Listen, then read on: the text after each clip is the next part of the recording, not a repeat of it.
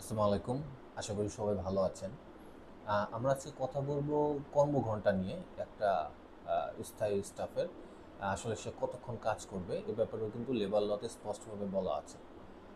Basically একটা staff সপ্তাহে ৬ দিন কাজ করবে, একদিন তার সাপ্তাহিক ছুটি থাকবে। ৬ দিন কাজ করবে ৮ ঘন্টা করে, সেটা হবে ৪৮ ঘন্টা।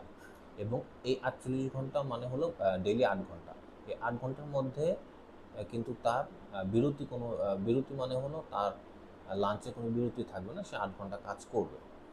এবং সপ্তাহে যদি আমরা ক্যালকুলেশন করি তাহলে ৮ ঘন্টা করে ৬ দিন, ৬ × ৮ = ৪৮ ঘন্টা সে কাজ করবে।